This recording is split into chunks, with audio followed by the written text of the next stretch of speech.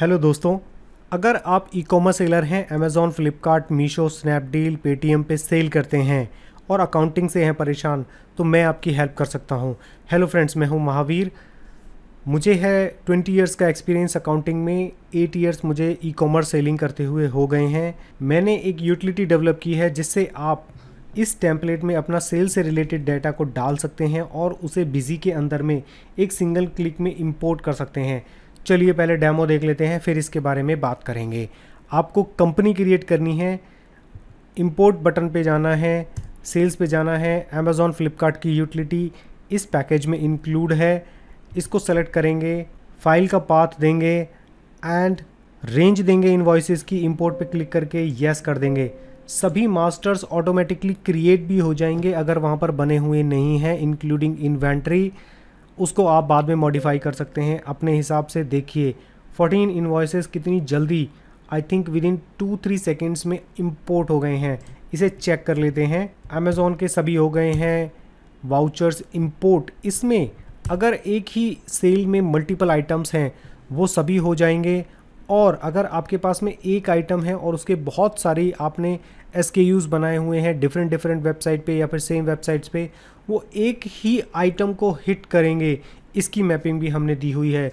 तो फ्रेंड्स, ये यूटिलिटी आप बाय कर सकते हैं, डिस्क्रिप्शन में इसका लिंक है। इसमें आपको मिलेगी अमेज़ॉन और फ्लिपकार्ट की यूटिलिटी, एक्सेल का टेम्पलेट और ये कंप्लीट कंपनी का डाटा। अगर आपने कंपनी नहीं बनाई हुई है तो आपको नई बनाने की ज़रूरत नहीं है। इसमें आप सिर्फ मास्टर्स को चेंज कर लेंगे, ये कम्प्लीटली बन जाएगी। इस वीडियो में आगे मैंने कम्प्लीटली बताया हुआ है कि ये किस तरह से कॉन्फ़िगरेशन करनी है। मोरओवर, अगर आपको कोई प्रॉब्लम होती है तो आप मेरे से कांटेक्ट कर सकते हैं। मैं आपको एनीडेस्क पे लेके हेल्प करूंगा कि किस तरह से इसको यूज़ करना है। सो चलिए फ्रेंड, स्टार्ट करते हैं अमेज़ॉन अकाउंटिंग इन बिजी। बिजी ओपन करके कंपनी क्रिएट करेंगे, सारी डिटेल्स को फीड करेंगे, सेव पे क्लिक करेंगे, यस पे क्लिक करेंगे, कंपनी क्रिएट हो जाएगी। ओके पे क्लिक करेंगे। अगर आप एडमिन यूज़र बनाना चाहते हैं तो यस करके उसका नाम और पासवर्ड डाल देंगे। कंपनी क्रिएट हो गई है। इन्वेंट्री पे टिक करेंगे, मेंटेन मल्टीपल आइटम एनालिसिस पे क्लिक करेंगे, ओके कर देंगे, सेव करेंगे, एस्केप बटन प्रेस करके वापस आएंगे, एडमिनिस्ट्रेशन टैब पे आएंगे, मास्टर्स पे जाएंगे, अकाउंट क्रिएट करेंगे। ऐड पे क्लिक करते हुए पहला बनाएंगे अमेज़ॉन, डेटर्स के अंडर में रखेंगे इसको, कर्नाटका सेलेक्ट करेंगे, अनरजिस्टर्ड इसको रखा जाएगा एंड सेव कर देंगे।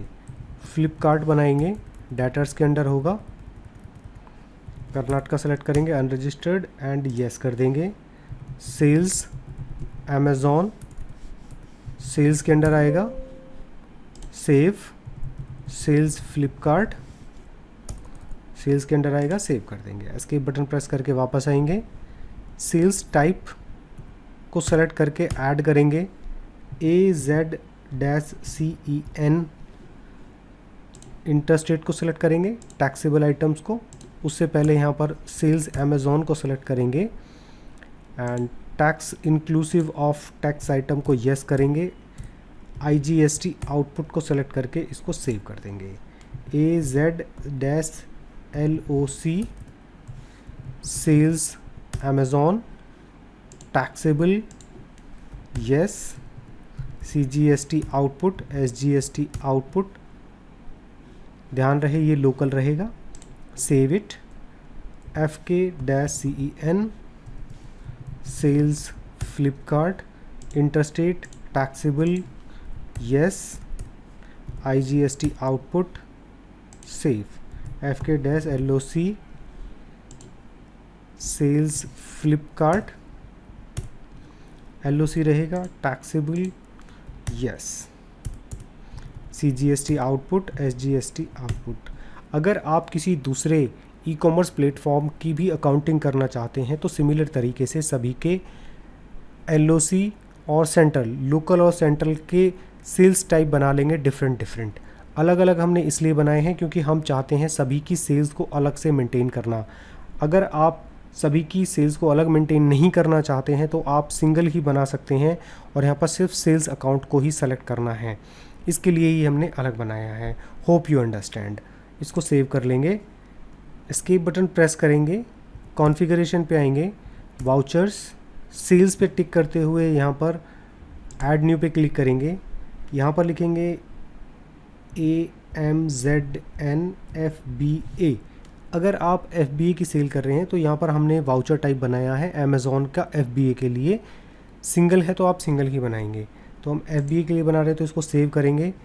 देन यहाँ प्लस पे क्लिक करेंगे, इसे सेलेक्ट करेंगे, वाउचर नंबरिंग पे आएंगे, मैनुअल को सेलेक्ट करते हुए इसको सेव कर देंगे। वाउचर कॉन्फ़िगरेशन पे आएंगे, यहाँ पर हम ऑर्डर नंबर को फीड करने के लिए एक न्यू कस्टम फील्ड ऐड करने जा रहे हैं। 1 पे क्लिक करेंगे। अगर आप ऑर्डर नंबर को अपलोड नहीं करना चाहते हैं तो ये स्टेप कंपलसरी नहीं है, बट करने में कोई बुराई नहीं है। ये वाला स्टेप कंपलसरी है, इसको यस करेंगे। यहाँ से बिलिंग एंड शिपिंग टाइप को यस करते हुए आप ट्रांसपोर्टर डिटेल्स को नो करेंगे एंड सेविंग डिटेल्स को भी नो करते हुए इसे सेव कर लेंगे। सिमिलर तरीके से ही आपको सभी तरह के वाउचर सीरीज़ बनानी है। अमेज़ॉन FBA के लिए अलग, फ्लिपकार्ट के लिए अलग, उसमें भी जितनी सीरीज़ चल रही हैं सभी सीरीज़ आपको बनानी है, ध्यान रखेंगे। इसे हम सेव कर देंगे। मैंने फ्लिपकार्ट और अमेज़न FBA का वाउचर टाइप बना लिया है। सेल रिटर्न का भी सिमिलर तरीके से बनाएंगे, तो क्विकली हम इसको बना लेते हैं।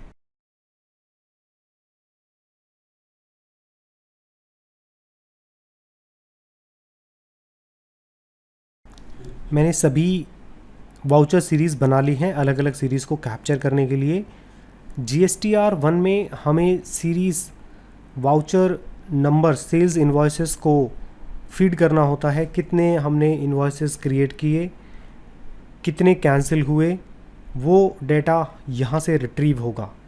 नेक्स्ट स्टेप गोडाउन क्रिएट करने का है। बिजी के अंदर में ये कंपलसरी है। अगर आप FBA यूज़ करते हैं, वहाँ पर मटेरियल भेजते हैं, तो वहाँ का भी स्टॉक आप अलग से देख सकते हैं।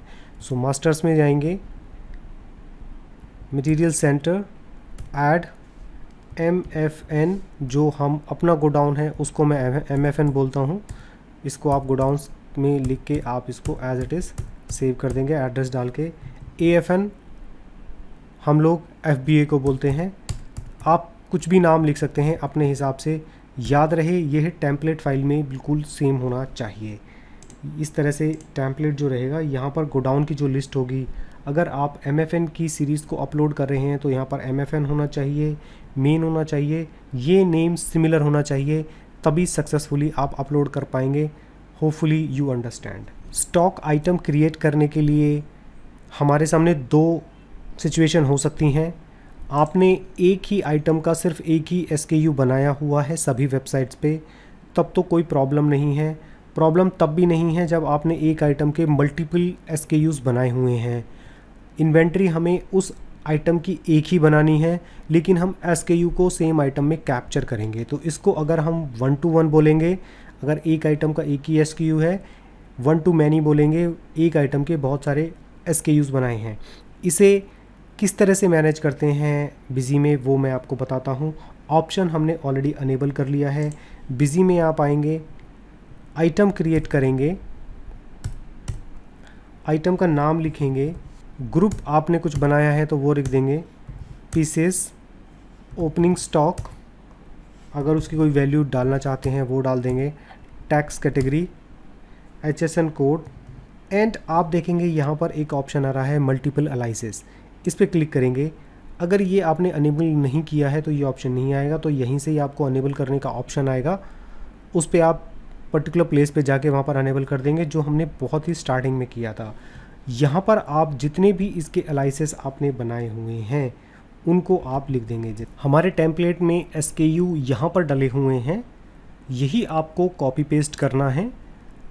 SKU 1, SKU 2 सेम ही आइटम है, लेकिन हमने 2 बार लिस्टिंग की हुई है या अलग अलग वेबसाइट पे की हुई है। हमें एक ही आइटम मैनेज करना है बिजी के अंदर में, ये उसके लिए है। हमने यहाँ पर सभी SKUs डाल दिए हैं इस पर्टिकुलर आइटम में। तो जब कभी भी ये वाला कोड एक्सेल शीट में होगा, आइटम 1 को हिट करेगा और उसकी इन्वेंट्री सेल की जाएगी, इन्वेंट्री प्लस माइनस होगी अकॉर्डिंगली। तो ये ऑप्शन इसके लिए है, इसको आप ओके करके सेव कर लेंगे। सेव करने के बाद आप एस्केप बटन करके से वापस आएंगे। टेम्पलेट में क्या क्या है वो आपको समझाता हूँ।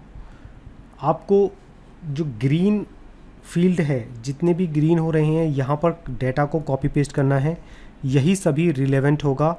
Invoice number, date, order, quantity, SKU, billed party, state, invoice की टोटल वैल्यू यहाँ पर लिखनी है।